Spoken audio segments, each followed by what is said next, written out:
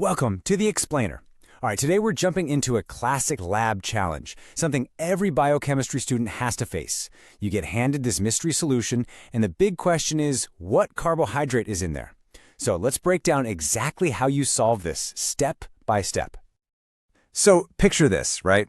You're in the lab, maybe it's a practical exam, and someone hands you that dreaded little vial, the unknown solution.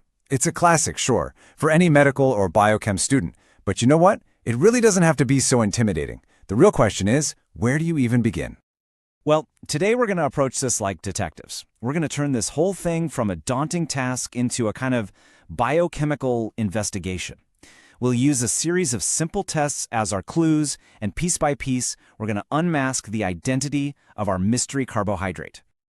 All right, let's get this investigation started. Now, the first step in any good detective story is gathering those initial clues, right? We need to confirm that our suspect is even in the building. In our case, that means one thing. Do we actually have a carbohydrate on our hands at all? And for that, our opening move is the Molisch test. You can think of this as a general screening test. It's not going to tell us which carbohydrate we have, not yet, but it answers that first, absolutely crucial question. Is any carbohydrate even here? And the result, it's pretty hard to miss. If you see this really distinct reddish-violet ring form right at the junction of the two liquids, then bam, that's a positive ID. You've confirmed a carbohydrate. If you don't see that ring, well, case closed. It's something else entirely. But for our investigation, let's say we got the ring. The trail is hot, and we're ready for the next step.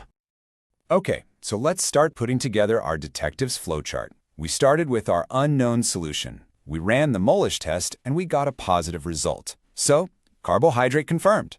Step 1, check. We're definitely on the right track. Okay, so we know it's a carbohydrate, but now we need to start narrowing down the suspects. The big question is, are we dealing with something simple, like a sugar, or is it something more complex, like a polysaccharide? Basically, is it a big molecule or a small one? And to figure that out, we bring in our next tool, the iodine test. This is the perfect test for spotting those big, complex polysaccharides. It's a really classic test that gives a very specific color change, but only with these larger molecules. If you see a deep blue, brown, or even reddish color pop up, that's your telltale sign of a polysaccharide like starch or glycogen. But what if nothing happens? What if the color doesn't change? Well, for our investigation, let's assume that's what happens. That tells us we're dealing with a smaller sugar, a mono or a disaccharide. See? We just eliminated a whole category of suspects. All right, so the big guys, the polysaccharides, are out of the picture. We've now got a lineup of our prime suspects, the smaller sugars. And it's time to put them under the interrogation lamp and figure out which ones have a very specific chemical property. The next test we're going to use is Benedict's test. The whole point of this test is to split our sugars into two groups, reducing and non-reducing sugars. All that really means is that some sugars have a special little chemical group, an aldehyde or ketone group, that lets them react with the Benedict's reagent and others don't. So here's what you look for.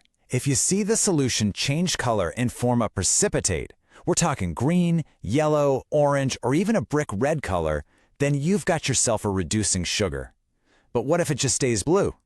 That's a negative result, and in that case, your prime suspect is almost always sucrose.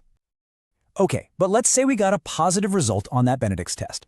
Great, we know we have a reducing sugar, but we're not done yet. The case is still open. Now we're at the next big showdown. Is our sugar a single unit, a monosaccharide, or is it made of two units joined together, a disaccharide?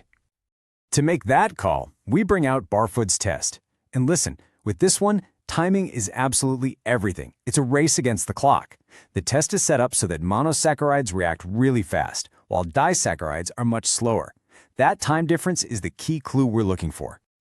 So here's the deal. You run the test, but you have to watch the clock. If you see a little red precipitate form within 3 minutes, and I mean within 3 minutes, then you've nailed it. It's a reducing monosaccharide like glucose or fructose. But if that 3-minute mark passes and nothing, then you're dealing with a disaccharide, like maltose or lactose. And this is probably the most important thing to remember. It's the critical difference between these two tests.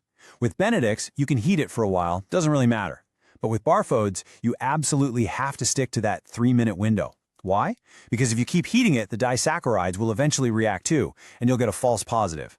That'll send your whole investigation off on a wild goose chase. With Barfoed's, Time isn't just a factor, it's the entire clue. We are so close now. We've narrowed our suspect list down to just a handful of possibilities. It is time for the final confirmatory tests, the ones that are going to finally unmask our culprit once and for all.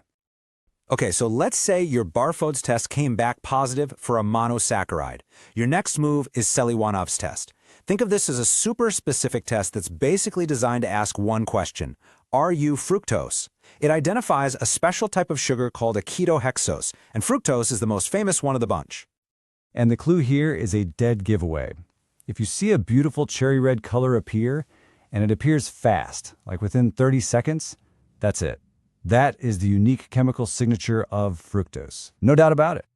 But for the ultimate final confirmation, especially if you're dealing with a disaccharide or you just want to be 100% sure, we have the osazone test. I love this one. It's literally like taking the fingerprints of the sugar.